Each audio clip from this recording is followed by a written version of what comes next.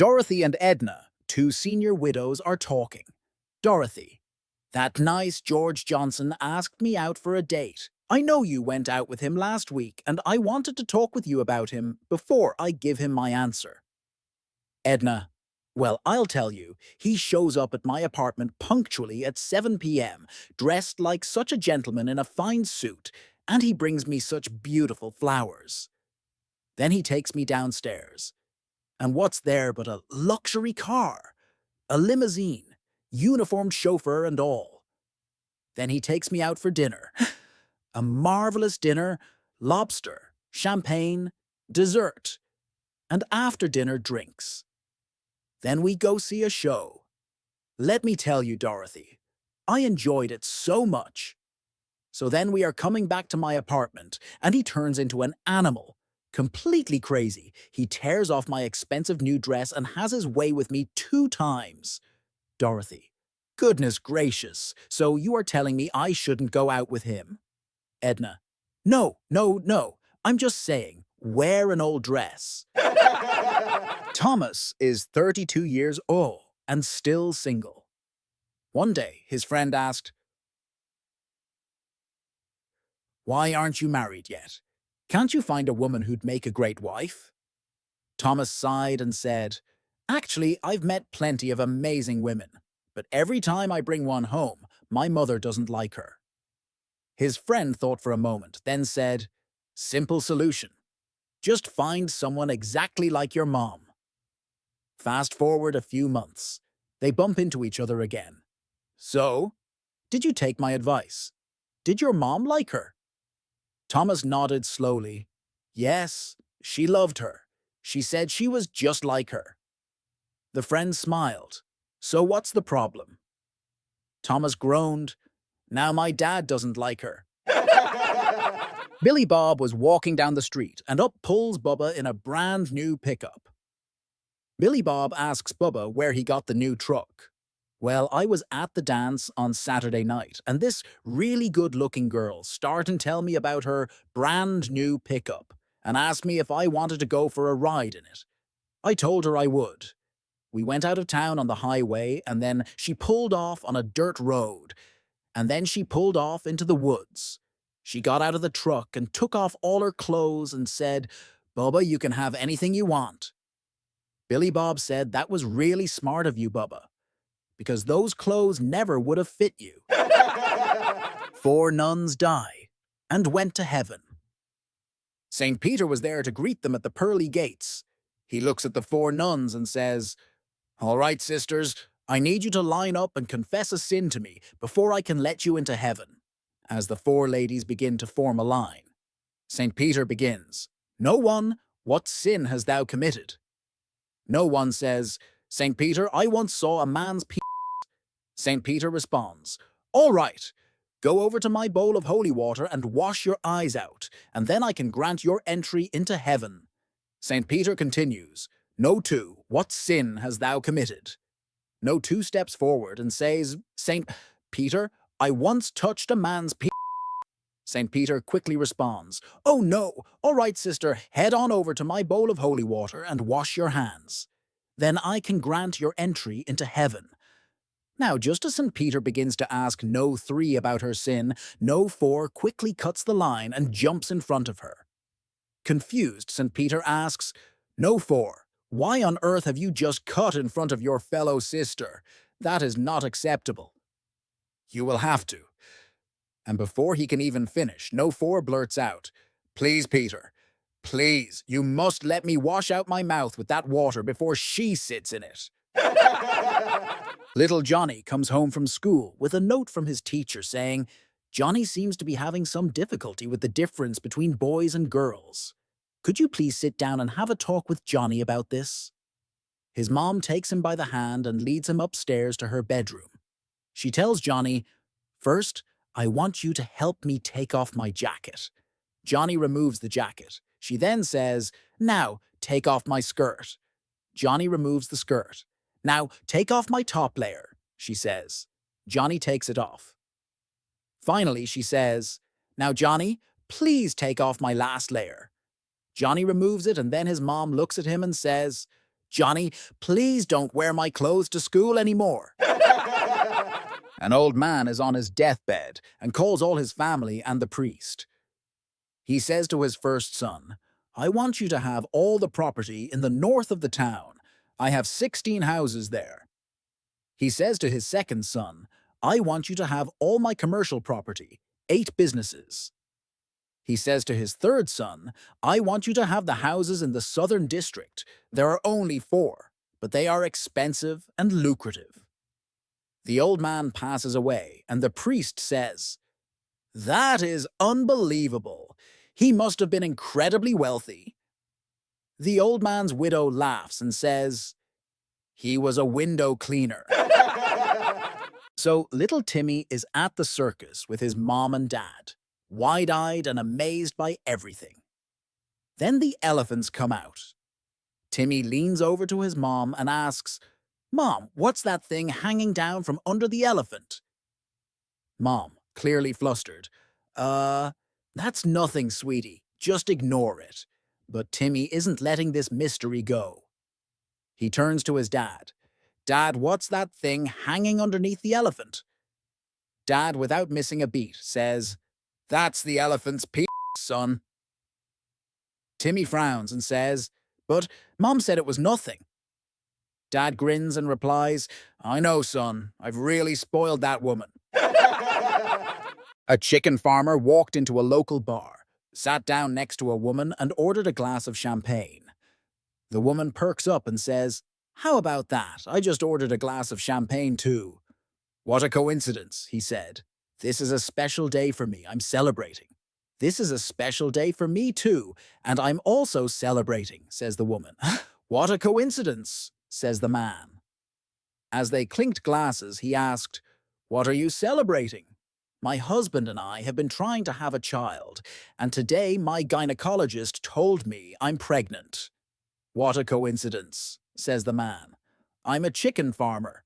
For years, all my hens were fertilized, but today they're finally laying fertilized eggs. That's great, says the woman.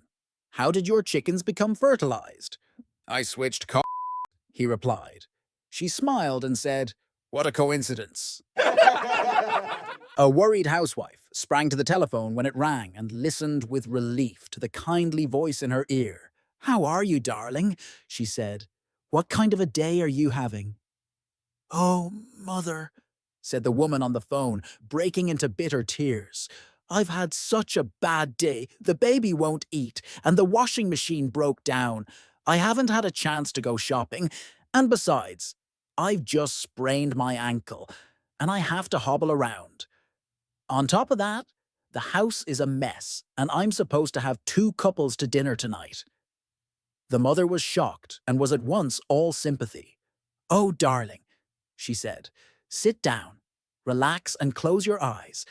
I'll be over in half an hour. I'll do your shopping, clean up the house, and cook your dinner for you. I'll feed the baby, and I'll call a repairman. I know who'll be at your house to fix the washing machine promptly. Now, stop crying. I'll do everything. In fact, I'll even call George at the office and tell him he ought to come home and help out for once. George? Said the woman. Who's George? Why, George, your husband. Is this 202.3, 13.4? No, this is 203, 13.75. Oh, I'm sorry, I guess I have the wrong number. There was a short pause, and the other woman said, Does this mean you're not coming over? A traveler steps into a cozy Irish pub and notices an elderly man drinking heavily at the bar. Concerned, he approaches and asks, Are you all right, sir? The old man sighs deeply and begins, You see that bridge out there? The one crossing the stream in the center of the village. I built that bridge with me own 2 hands. But do they call me McInnes, the bridge builder? No, replies the traveler. Exactly, the old man continues. And I fought bravely for the Allies in World War II. Took shrapnel in France. But do they call me McInnes, the soldier? I suppose not, says the traveler. Right again, McInnes grumbles. And I taught English to generations of children in the village schoolhouse. 30 years I gave. But do they call me McInnes, the schoolteacher? I'm guessing. No? McInnes slams back his whiskey and growls. But you make one mistake with one goat. One sunny afternoon, a charming silver-haired lady picks up her phone and calls her neighbor. Could you please come over? I'm struggling with a jigsaw puzzle and I need some help to get started. Her neighbor, intrigued, asks, What's it supposed to look like when it's finished? The little lady replies, According to the box, it's a rooster. Curious, her neighbor decides to lend a hand and makes his way over. When he arrives, she warmly welcomes him in and shows him the dining table, where pieces are scattered everywhere. He examines the jumble of colors and shapes for a moment, glancing back and forth between the chaotic mess and the picture on the box. Turning to her, he chuckles softly and says, Well, I hate to break it to you, but no matter how we try, these pieces aren't going to make a rooster. He takes her hand gently and adds, But let's take a moment to relax. How about we enjoy a nice cup of tea together? As they sip their tea, he lets out a deep sigh and smiles. And as for this puzzle, maybe it's best to just put all these cornflakes back in the box. A man comes home to find his wife of 10 years packing her bags. Where are you going? He asks, completely baffled. To Las Vegas, she replies. I heard there are men who will pay me $500 cash to do what I've been doing for you for free. The husband thinks about it for a second, then starts packing his own bags. Where do you think you're going? She yells. I'm coming with you, he says. I want to see how you're going to survive on $1,000 a year. Two elderly women, Marie and Edith, were out for a drive. Neither of them could see over the dashboard, but they were enjoying their time on the road. As they cruised along, they approached an intersection where the stoplight was red. To their surprise, they just drove right through it. Edith, sitting in the passenger seat, thought to herself, I must be losing it. I could have sworn we just went through a red light. A little shaken, she decided to pay closer attention. A few minutes later, they came to another intersection, and once again, the light was red. But they zoomed right on through. Now, Edith was really starting to worry. Am I losing my mind? She wondered. Determined to figure out what was going on, she focused intently on the next intersection. Sure enough, the light was definitely red, and they sped through again. This time, Edith turned to Marie, her voice filled with panic. Marie, did you know we just ran through 3 red lights in a row? You could have killed us. Marie looked at her in confusion and replied, Oh, am I driving? Ben wakes up one morning with a smile on his face, because today he is 70 years old. He gets out of bed, looks down at his toes and says, Hello, toes. How are you today? Did you know that you're now 7? Oh, the times we used to have together. Do you remember when we used to take a walk in the park every Sunday afternoon? Or the weekends we rock and rolled on the dance floor with all the young ladies? So, happy birthday, toes. Ben then looks down at his knees and says, Hello, knees. How are you today? Did you know that you're now 70? Oh, the times we used to have together. Do you remember when we always used to march in all the parades we could find? Or all the dancing we used to do with all the beautiful ladies? So, happy birthday, knees. Ben then looks down at his crotch and says, Hello, Willie, you little traitor. If you were alive today, you'd be 70 years old. An old lady was waiting patiently to pull into a parking space when a young man in a shiny new red Mercedes zoomed around her and took the spot she had been waiting for. Frustrated, she approached the man and said, I was going to park there. With a smug grin, the man replied, That's what you can do when you're young and quick. The little old lady paused for a moment, then gave him a sly smile and said, Well, that's what you can do when you're old and rich. A guy is imprisoned for his first time. On his first night, a few minutes after lights out, his cellmate moves closer to the cell bars. A while later, someone from another cell shouts, Number 30, his cellmate and the entire block bursts into laughter. The new prisoner finds this strange. Shortly after they were done laughing, another inmate shouts, Herne and the entire block of inmates again started laughing. 27, shouted another inmate. More laughter followed. The new prisoner is now completely puzzled. What's going on? Why is everyone laughing at numbers? He asks the cellmate. Oh, replied the cellmate, still giggling. Thing is, we've been in here for so long we told the same jokes until we eventually knew them all. So we decided to give them numbers so that instead of saying the entire joke, you just say the number and we know which one it is. Astonished, the new prisoner decides to see if that's true. He goes over to the cell bars and shouts, Number 72! All the inmates explode into a massive laughter, and the entire block is roaring, to a point where his cellmate is now on the floor, rolling with laughter. The new prisoner is now dumbstruck and completely lost. Which one is number 72? He asks the cellmate. In between laughs, while trying to catch his breath, his cellmate replies, We've never heard that one before. A wife went to the police station with her next-door neighbor to report her husband missing. The officer asked for a description. She confidently replied, He's 35 years old, 6'4", dark eyes, wavy dark hair, athletic build, weighs 105 pounds, soft-spoken, and wonderful with the kids. The neighbor couldn't help but chime in. Your husband is 5'4", chubby, bald, loud-mouthed, and mean to the kids. The wife shrugged and said, Yeah, but who wants him back? The rain was pouring down, and there, by a large puddle outside a pub, stood an old Irishman, completely soaked. He was holding a stick with a piece of string dangling into the water. A passerby, curious and feeling a bit sorry for him, stopped and asked, What are you doing? Fishing, the old man replied. Feeling bad for him, the gentleman said, Why don't you come in out of the rain and have a drink with me? Grateful, the old man followed him inside, and soon they were sitting in the warmth of the pub, sipping on their whiskies. After a while, the gentleman couldn't help but ask, So how many have you caught today? The old man looked up with a smile and said, You're the 8th. Paddy works as a cleaner at the doctor's office.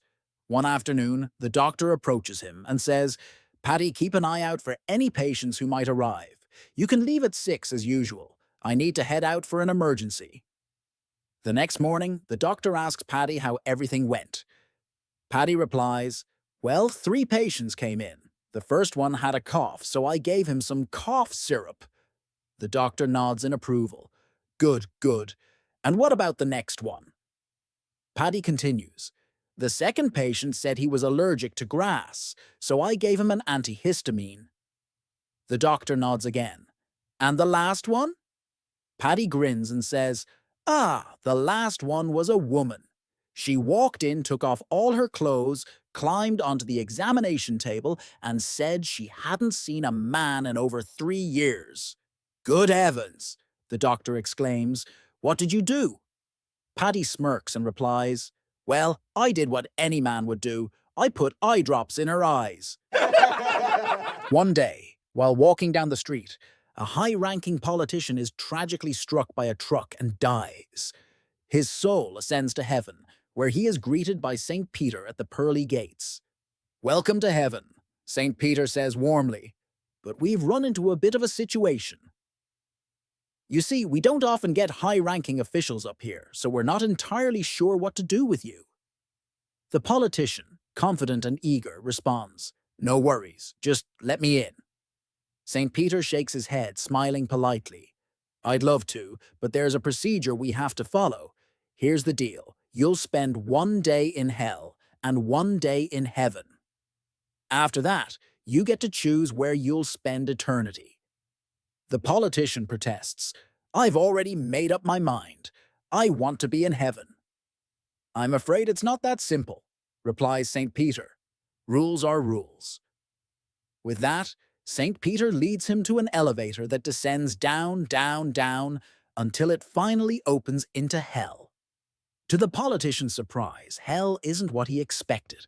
He steps out into a lush golf course under a bright blue sky. In the distance, there's a luxurious clubhouse, and standing outside are all his old friends, fellow politicians, dressed in their finest evening wear. They rush over to greet him, full of laughter, embracing him like an old comrade. They reminisce about the good times, playing golf and indulging in lavish meals of lobster and caviar. Even the devil, to his amazement, turns out to be a charismatic host, cracking jokes and dancing along with everyone. It's a grand time, and before he knows it, his day in hell is over. The elevator takes him back up, and St. Peter is waiting as the doors open. Now it's time to experience heaven, St. Peter says. The politician spends the next 24 hours peacefully floating from cloud to cloud, playing the harp, and singing alongside serene souls. It's beautiful, calm, and everything he imagined, but nothing quite as thrilling as the party he'd seen in hell. When his time in heaven is up, St. Peter returns. So you've now seen both. Where will you spend eternity? The politician thinks for a moment and surprisingly says, "You know, heaven is wonderful, but I think I'd be better off in hell." St. Peter nods and escorts him back to the elevator. Down, down, down they go. And when the doors open again, hell looks entirely different. The golf course is gone, replaced by a barren, scorched wasteland covered in trash and debris. His friends, once dressed in elegance, now wear rags and struggle to pick up the garbage, stuffing it into black bags.